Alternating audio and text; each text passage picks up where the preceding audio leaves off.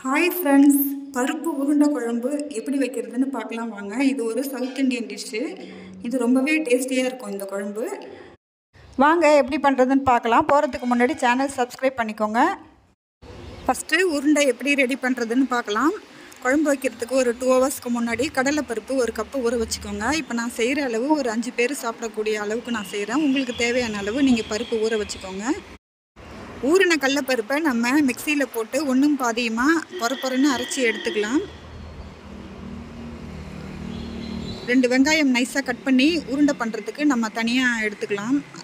இப்போ அந்த பருப்பு கூட 2 பச்சை மிளகா, கொஞ்சம் பெருஞ்சீரகம் சேர்த்து நம்ம பொறன்னு அரைச்சிக்கலாம்.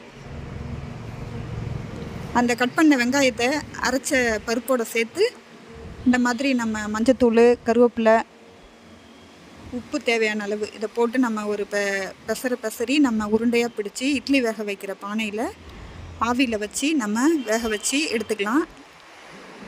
இங்கே பாருங்கள், இந்த மாதிரி பொறன்னு வர மாதிரி எடுத்துக்கிட்டு பதமாக அதை உருண்டையாக பிடிச்சி எடுத்து வேக வச்சுருங்க. இது வேகிறதுக்குள்ளார நம்ம குழம்பு தாளிச்சிக்கலாம். இப்போ வானல் அடுப்பில் போட்டு சூடானதும் சமையல் எண்ணெய் ஆட் பண்ணிக்கோங்க. அதில் வெங்காயம், தக்காளி, கருவேப்பிலை, 2 பல்லு பூண்டு எல்லாத்தையும் போட்டு நல்லா எண்ணெயில் முருக வதக்கிக்கலாம். ஒரு எலுமிச்சம்பழம் அளவுக்கு புளி ஊற போட்டுக்கோங்க.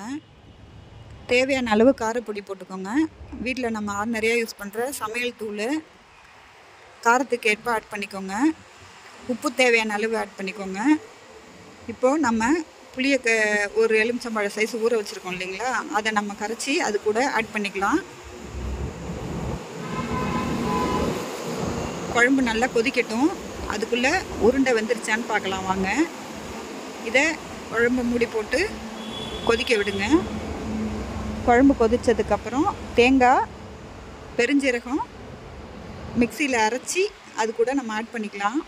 தேங்காய் அதிகமாக போட வேணாம், ஒரு 1/4 மூடி போட்டால் போதும். தேங்காய் அதிகமாக ஊற்றினா குருமா குழம்பு மாதிரி ஆகிடும். ஸோ கொஞ்சமாக நம்ம ஆட் பண்ணிக்கலாம்.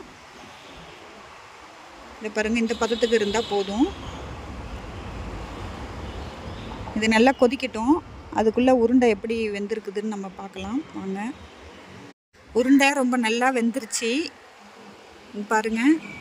இதை நம்ம சும்மாவே சாப்பிடலாம். வடை மாதிரி, ஆவியில் அவிச்ச பருப்பு வடை மாதிரி இருக்கும், நல்லாவே இருக்கும்.